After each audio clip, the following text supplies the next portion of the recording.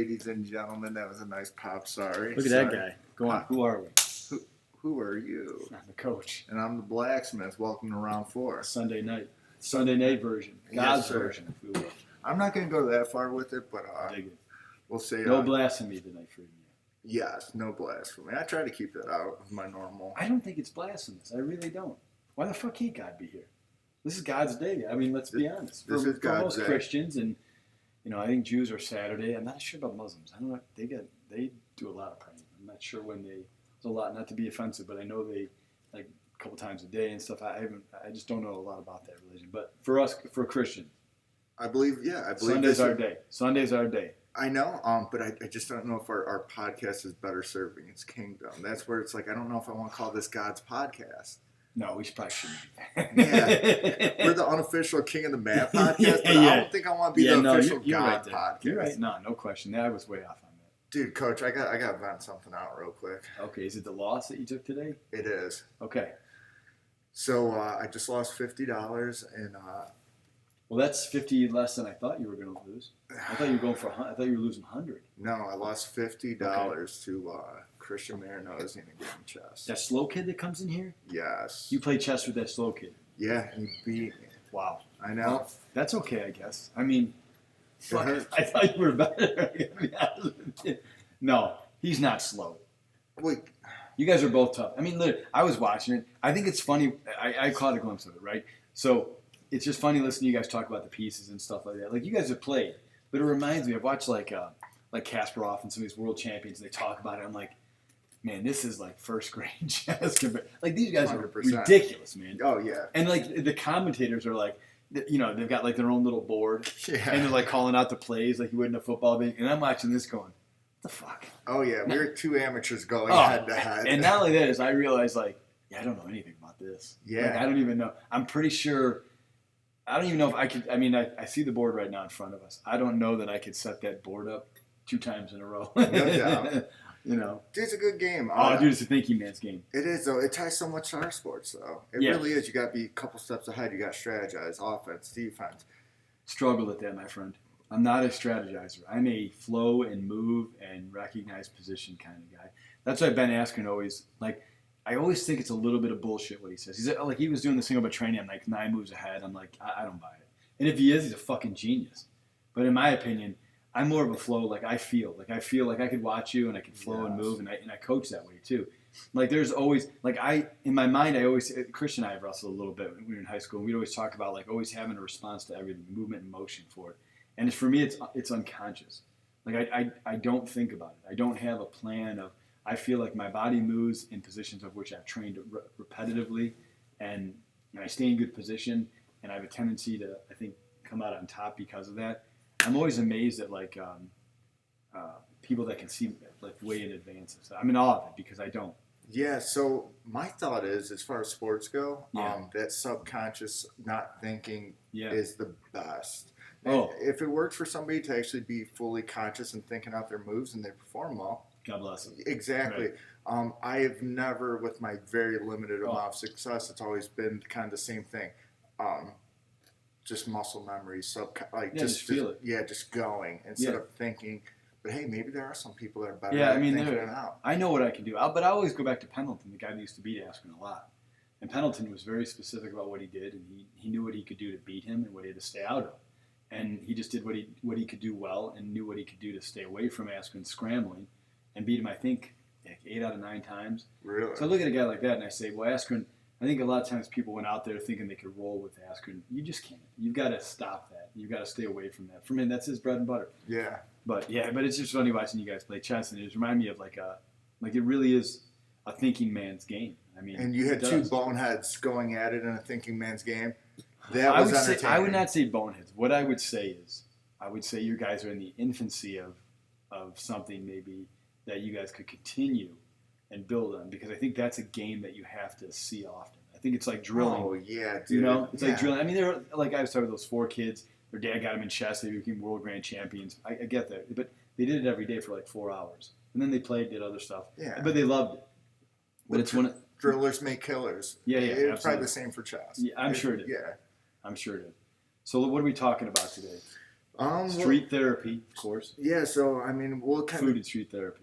Yeah, so we'll definitely get into the food because I know you got a lot of good insight on that. I just want to talk about one specific documentary that I think is huge. Okay. And it's called The Game Changer. It was on Netflix. Yeah, you told me. My daughter's always that. kicking these different documentaries to me. I would say it has had a huge impact on my life. This Game Changer one had some specific parts in it that made so much sense to me. Hit us. And on follow-up, so, it talks about a plant-based diet. The guy was struggling. He was trying to recover from different things. He talks about athletes in a plant-based diet. Okay. There's two things specifically that came out to me. So I follow Dr. Esselstyn's, sort of his ideas and his son. I like to follow, his Fire Engine is his son's book. It's a great book on how to eat, what to eat, and it lays it out for you. But this particular book was amazing, or movie was amazing because it talked about two different things, like predator, or carnivores. Animals that eat meat. Talked about their teeth, which we all know. Okay, we get that. Yeah. Somebody say, I have a sharp tooth, so I'm a carnivore. That's absurd.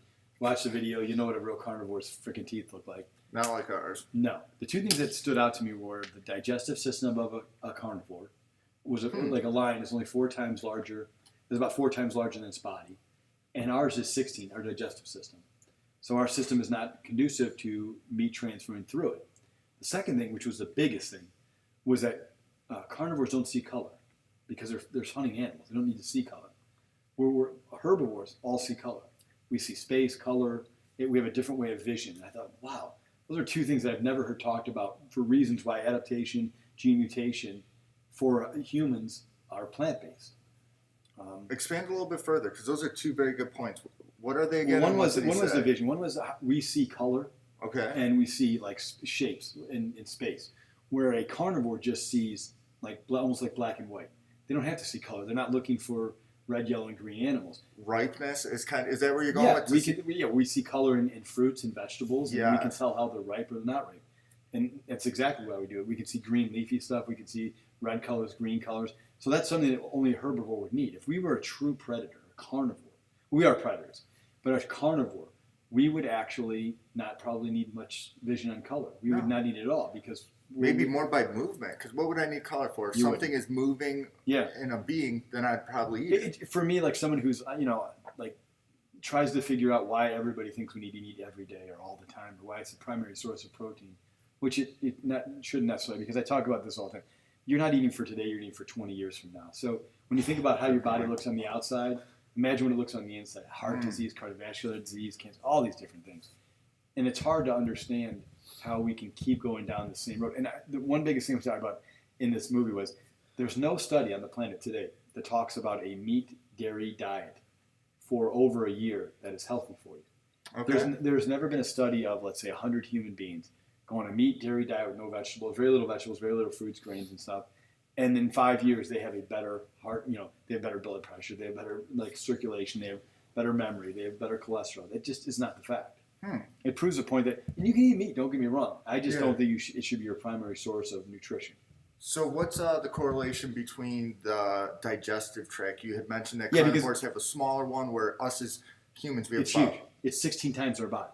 That's where carnivores is 4 times your body. What's the thought behind that? Well, because meat is dense. It's hard to digest. There's connective tissue, and it has to travel a very short distance for it to get through a carnivore's body. Okay. Where ours is so long and so big, it has to travel a hell of a lot farther, and there's more chance of you getting stuck in there. You get bowel obstructions. It sets in there. It doesn't fully digest. It takes a long time to come through. Then you get backed up, and now you need to get laxative. You need to get a hell of a lot more fiber. And if you're not eating the right amount of fiber, then you're not cleaning your system out. Fiber is like a pipe cleaner for your ass. Yeah. I said, and your intestines too, but no doubt. What's some of the best ways to get fiber? I've heard so many different things. It's flaxseed. Fucking corn. I like corn. Really? Corn. Yeah, just eat fucking corn. Just eat corn? Okay. Corn's good. I mean, there is flaxseeds one, but it has to be ground in milk. It can't be because it's such a hard. I guess it's what the hell would we call it? A grain or something? Like flaxseed. Yeah, it's a seed, motherfucker. What the hell did I just call it a grain? It's a seed. Let's just call it a seed. It's a seed. Listen, we told you we're not experts. That's our point. Yeah, experts at very few things. Yeah. Jack of all knowledge. I mean, I read things, I pick up on things, and I follow up on them. And I just, if I hear good information, I try and put it forward. If you disagree or think I'm wrong, I'm more than happy to listen to it, because everything is evolving, even in our opinions, in our minds. And if you can't you can't get your feet stuck, because you'll stop progressing. Love it. So people will always come with, man, the progress I've made in 20 years, man, the first 20 were a circus, man. It was a fast, crazy ride. It's like something I should write a book on, because I'm telling you what, it was nuts. Like, there's some situations that I'm like, damn. Like, whew. And now it's a different. I could see the wheels turning right now in your head. It was crazy. I know. Maybe we should do that. We'll just do a full podcast. Crazy stories with Spleet. Crazy stories with the Blacksmith. Yeah. We've done some stuff. That's what I'm saying. We're not ready to open Pandora's box. No, the world's not ready. No. We still want people to think we're good people. Yeah, until they really get to know us. About 40 or 50 or 60 in when we're making some good sponsorship. Yes. And we know our sponsors and we can trust our sponsors. Then we'll tell them some of the secrets of success. For sure. And secrets of success, what I mean is failure. Oh, yeah. Failing forward. Like, we've made mistakes. We failed forward. I like that. We have made mistakes. Forward. Yeah. So, Game Changers. I love it. Watch it. Go on Netflix and watch it. That is, to me, it was awesome. Because it was an athlete recovering. And his dad was in congestive heart failure. He's having heart problems. He had a heart attack. He talks to Esselstyn, gets him on the plant-based diet. I forget his son's name. It drives me nuts. But Fire Engine is his son's book. Dr. Krager, Colin, what the hell's the one guy? China Study, Dr. Caldwell. I mean, these guys they're just like at the forefront of their profession, and it's all plant-based. Okay. Esselstyn's where you really, if you're suffering from heart disease or cardiovascular, he's the one you follow. I know the DASH diet and all this other stuff. It's all bullshit. Because they don't have 20 to 30 years of human studies. And that's the thing, like keto and all that stuff. Listen, if it works for you, great. I love it. But damn, get your blood tested. Right? If you're on these diets that you have no history of what they could cause, like blood, or like, let's say the Atkins diet or some crazy shit like tested. Get tested. Get your cholesterol tested. Get your blood tested. See what's doing on the inside. Hell yeah. Absolutely. I agree. I like that. So it's called The Game Changer? The Game Changer, yeah. Love it. Okay. I really enjoyed it. It was awesome. And they're all athletes. There's a part in it that's funny, and you guys will love this. So this doctor, and I actually refer this to a friend of mine. I'm like, listen, don't watch this with your kids. At least this one part. Yeah. Because he gets these 3 athletes, and he tests their erections. Nice. And he puts them on a plant-based burrito, and he proves to them that if you're on a plant-based diet, you have longer, fuller erections when you're on a plant-based diet. He puts this thing on that note real quick. He puts this thing on their genitalia, if you will, their penis, and he has a monitor. And when they're in the middle of the night and it gets full, you know what I mean? And they film it and they show it. I'm like, get the fuck. Yeah. I'm listening with my daughter watching Game Changers. I'm like, she's 20 though. I have a lot of daughters, but this one was 20. And I'm like, yeah, this is weird, right? Yeah, dude. Right? Any age, watching that with one of your women in your life is totally uncomfortable. It was scientific. It was still weird. Yeah, it was still fucked. Yeah, it was like, this is not cool. So, but it was a funny part of the guy's match. If that's not a selling point, I don't know what is. Better erection. They do blood tests in it, and they show how your blood looks on a plant-based diet, how your blood looks on a meat diet. It's something to think about. I'm not saying and not to mention the environmental impact of beef and what it goes into making a burger. How many gallons of water you need to make one burger? I think a cow needs 40 gallons of water each day. It's the environment. I don't think is CO2. I think we need to move past the whole CO2 hurting the environment issue. Yeah. It's way bigger than that. It's what it is. It's about pesticides. It's about what we do to our air quality for humans to breathe. It's what we dump in our environment. It's what fracking and dump. Listen, you want to frack? Listen, motherfucker, then frack. But use your fucking brains. Don't put a cement casing in the ground that with the slightest bit of vibration just fucking cracks. Because concrete cracks without steel. We all know that. Any person that does concrete and construction understands it. Yet we let these fucking guys put these cement casings in the ground, which they all crack. They're pouring these fucking horrible chemicals and carcinogens in the ground, and they bleach into the water table. Now listen, no one's saying that you can't fucking frack. But how is it that you came up with this is the best you could do? Yeah, that's the best. You couldn't put a stainless steel, corrosion-resistant pipe down there that won't fucking leak? Yeah. Jesus Christ, man. You're making fucking money hand over fist. Just do it right. Yeah, just the best. Just figure the... Yeah, do it the best way. That's the problem I have with this country sometimes. Is not that we're not bad people. We'll do the cheapest shit to get away. Like, fuck, you're pouring shit in the ground, man. Figure it out. Now people have their water, their well waters and their shit burns when they. It's like, come on, man. Gasland. Watch Gasland. Gasland, Game Changer, watch them both. Don't hit me with that liberal bullshit that I'm a liberal. You sound like a lib right I know, now. but I'm You not. darn lib. I know, but liberal's not necessarily a bad word. I am technically not. I am more like a Goldwater Republican. But that guy had his own. But he had his own flaws, man. That. Yeah, Barry Goldwater. He Arizona congressman. He was the one. That's who McCain took over after. Now they're both gone. But Goldwater had his own issues with civil rights and stuff that I can't really write in my brain. He kind of fucked up there. But yeah, just from the standpoint of like, I don't understand why you can't be a conservative or Republican or an independent and be looking out for each other.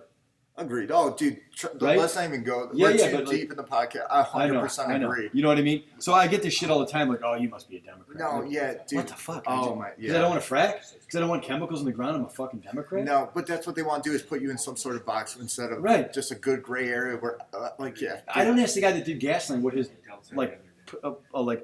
political affiliation was. I said, if he's right, that's fucked up. Yeah, no doubt. Right? Or the guy that did Game Changers. What is your political affiliation? It doesn't matter. That's what I said. That seems like a good thing. But that's what they like. What we like to do in America. Unbelievable.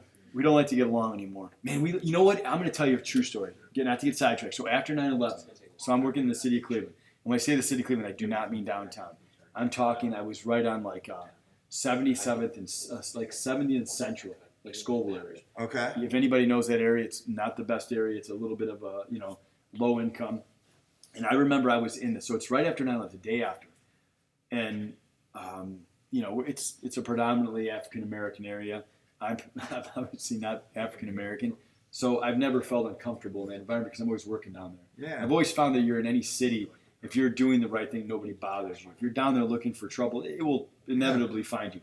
Point being is I'm down there I have a roof to do down there. I'm heading to work. It's early in the morning. I'm a little punchy from the next day, the 12th, and I'm just driving in my car and I look over and this guy, and I'll never forget it. He's in a red van, it's a black guy. It's dark, and I just really wasn't thinking twice. I look over and he looks at me, and I'm not joking. I'm not joking. Tell me, I got chills. Yeah, this is a real story. He looks at me, and I look at him, and I didn't really acknowledge it right away. But he looks at me, and just gives me one of these. Yeah. Like just like I can't explain. Love it. I cannot explain it. It never happened before, but I knew at that moment like that was a shitty thing to happen 9/11. But I knew that it would make us, unfortunately, that event. We had some unity that we didn't exist prior to that. 100%. We were no longer black, white, Asian. We No, were just Americans. America. And Japan helped us, and Germany helped us. Yeah. And we rallied. I mean, people were in the air. They were like ready to go to war for us. People were ready to kill people for us. Yes. And they were willing. They said, somebody knocked us down. And if they can knock them down, they can knock anybody down. And everybody had our back. Yeah. Everybody. And we fucked it up. Dude, that's the shame of it all. We fucked it up so goddamn bad. Now we're back to the black, the white, the this, that, the Mexican, this. Yep. We fucked it up, man. No, we should have rode that momentum. Because man, wouldn't that be a better America if we were all like that? Just drive by somebody and just hit them with the.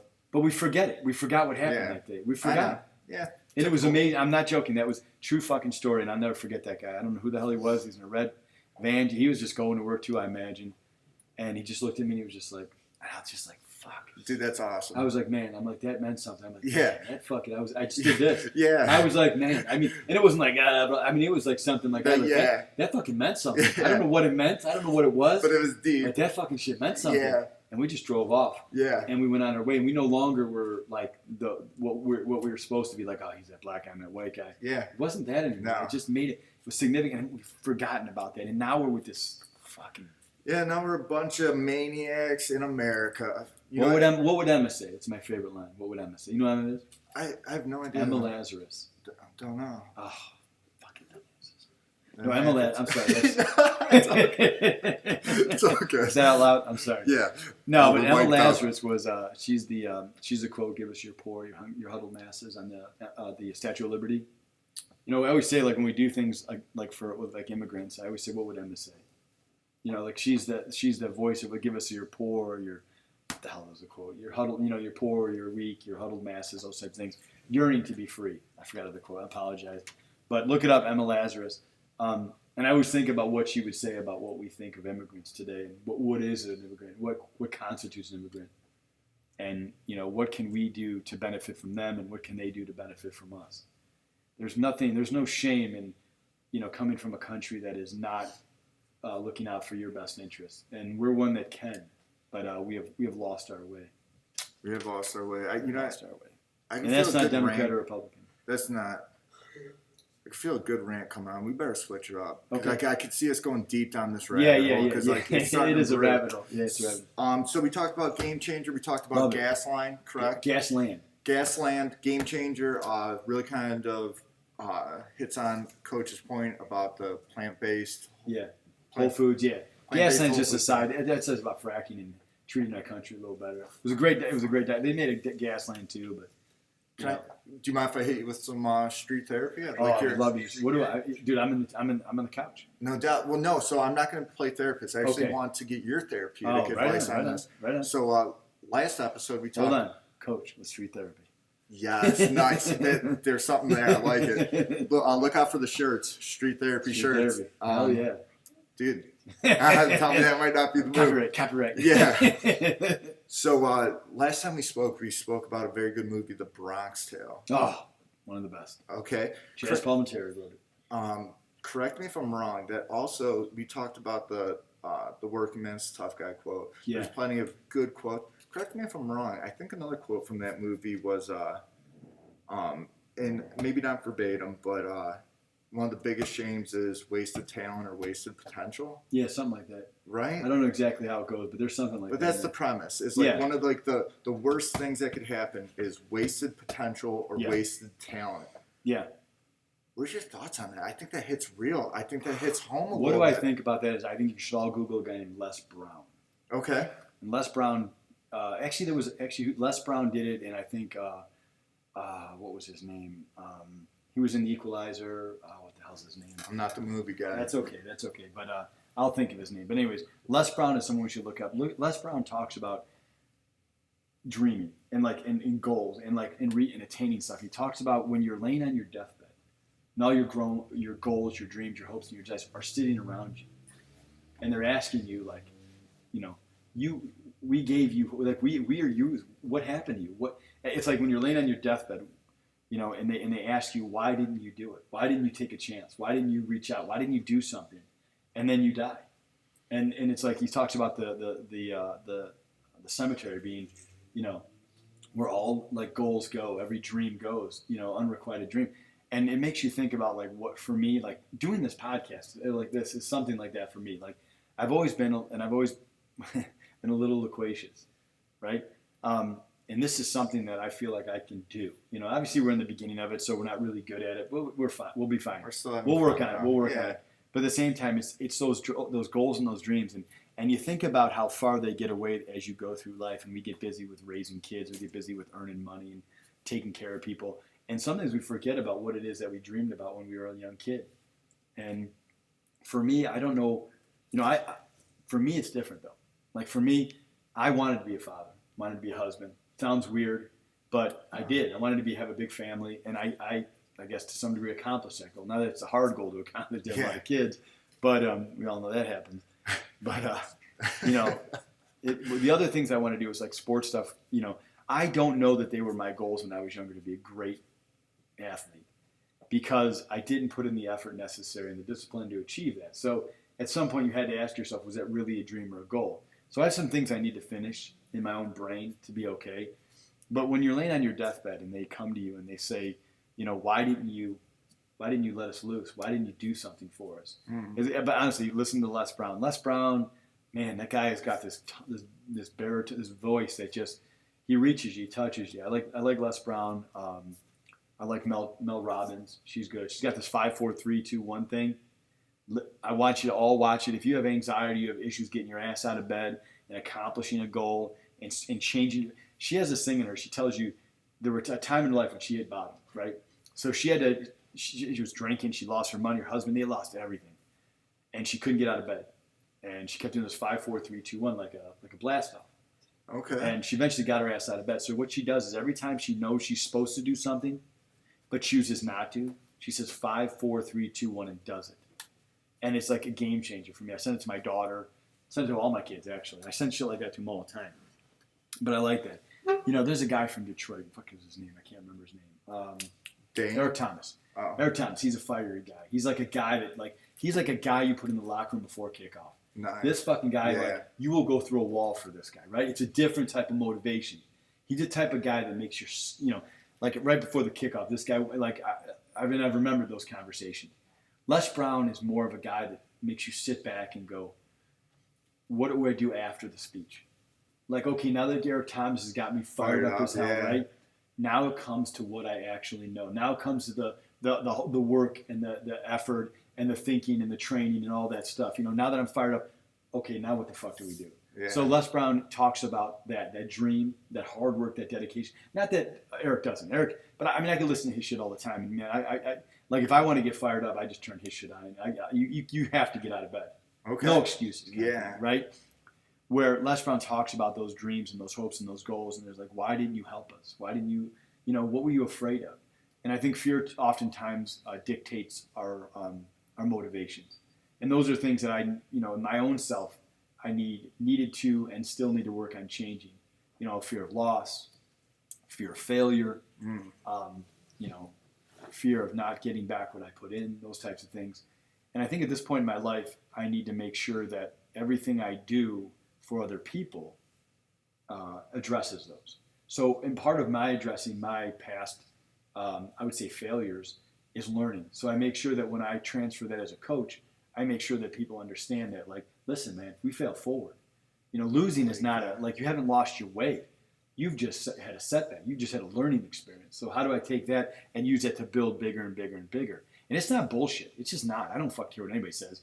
Like, losing is not like something where you failed and I can't go on with it. No. It's just one of those things. Yeah, be pissed off, be a little disappointed, but don't be angry with yourself. You worked your ass off to get there. Well, today wasn't your day. I'm going to tell you a true story, and it's going to hit you hard. It's going to kick you in the nuts. Kick them in the nuts. And I'm telling you, it's a true story. I'm probably only telling it because I'm not a podcast. I'm going to tell it to you quickly. I'm going to get through it. So about 2 years ago, we have a lot of kids. So about 2 years. 42, 43? 47, so I'm about 44. I'm about 44 at this point. Okay. So my wife and I, we have everybody. We have all the kids, right? So we get pregnant again, right? We're moving forward through this thing, right? And we're going, we're doing what we do, and it didn't work out. So we're at the hospital, and I'm with my wife, and we're going through this thing, and it set us back a lot, because we love babies, we love kids, and it punches us in the mouth. And I'll talk about the months after, but in that short moment, we had to deal with that, right? Which many people deal with their own shit. And my shit is no different than anybody else's pain and anything like that. But my point is on that day, we were there, and the same lady that delivered, I think, 6 of our other babies was there, the doctor, and she's a great lady. And we talked about it, and she had talked about some of her personal setbacks and before she had kids and stuff. And we talked about it. And I remember walking around in the hospital. I remember saying, hey, was anybody born today? And they were kind of like, oh, we don't want to tell them. We know what he's going. I'm like, no. Is this anybody else's day today? Because I've had that day, right?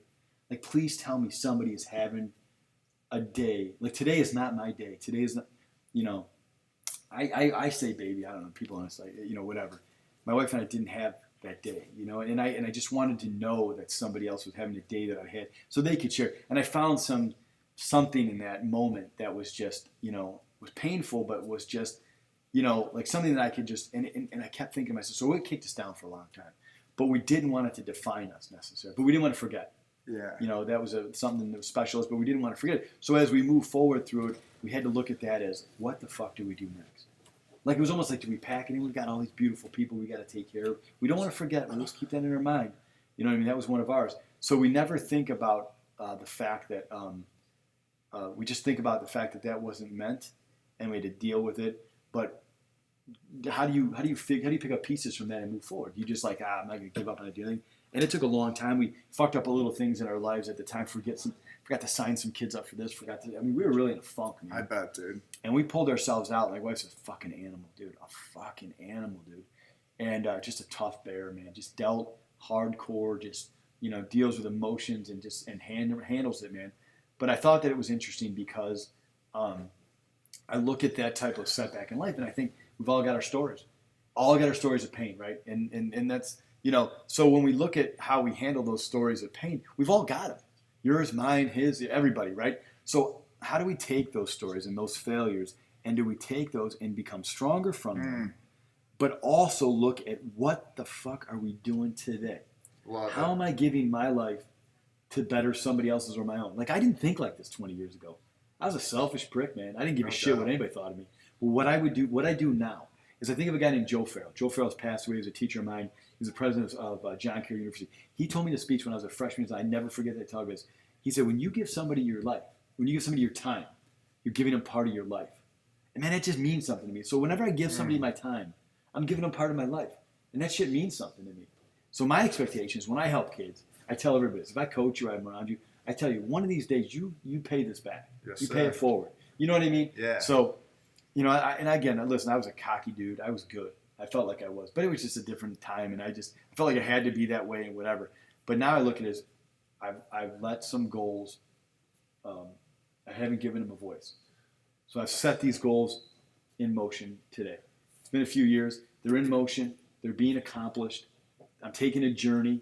I'll update you when I accomplish each and every one of them. Please do. Yeah. So, you know, my first one was getting my first graduate from college. I checked that off my list. Now my next goal is to have the other 7 graduate from college. It's a big goal. That is. But to have educated kids is important to me. I have other ones that I've set in motion, and as I accomplish them, I'm moving forward. I would have never thought at this point in my life that I would be would be where I'm at, in the sense that I didn't understand that I was just walking through life in a funk and a fog. You know, was it depression? I don't know what the fuck it was, but it was like something like, you know, and I just, you know, when you see your kids starting to go into the world and into the wind, I call it, you got to wake the fuck up. You got to take care of business. And you cannot let another day go by where a goal or something you wanted to accomplish, you don't set it in motion. Now, if you fail and don't get it, hey, that's okay. Get up the next day and do it again. But don't lay there on your deathbed and say, fuck, I wish I had tried that. Dude, very insightful, Coach. Thank you for giving us your time. Sorry to bring it up to, you know, it was a little crazy there. No, but truth and honor, full transparency, bro. Nice. That is our thing. Full Shirts transparency. are coming soon. Yeah, full transparency. Street therapy. That's my street therapy today, man. Wow, dude, super insightful, and man, there's just so many good things that you mentioned. Lots to unpack. Dude, it is. I'm gonna chew on it. I'd like our viewers to chew on it. We are giving you pieces of our time by doing this, and giving you pieces of our lives, and we hope that you're enjoying listening to the podcast. And tell me what your thoughts are. That's what I was just about to say. Put any type of comment. So you know, you're not going to hurt my feelings. I've heard a lot of fucked up shit in my day, as far as like people saying this, and I'm okay with it. I'm sensitive, but still good. Yeah. No, I like honesty, and like one of the things that was funny, because, you know, going through that situation with my wife, is funny because, like, I had this thing with my kids. I say this all the time to tie it into this. And this is kind of crazy. I tell my kids this time, I said, listen, if you don't give a fuck about the outcome of your life, you cannot expect anybody else. That's true, 100%. It's just the way it goes, man. You've got to care about the outcome. Now, I don't know if it means you're going to be rich or you're poor. I will never be rich. I'm dedicated to never being rich. Now, street therapy is taking that off. Doesn't mean you'll be rich. Yeah, it doesn't mean, yeah. But I tell you what, there's no way I die rich. No way. No way. I can't. I would have to give most of it. I just couldn't. I gotcha. All right. Coach is getting long-winded. No, you're all good. I just love seeing you fired up. But yeah, we're going to give this one a wrap. All right. Round 4's in the books. I'm the coach. I'm the blacksmith, and you know what you should go do, people. Fuck yourself. You already know. All right, we got to click. I love this part. Hey. Best part.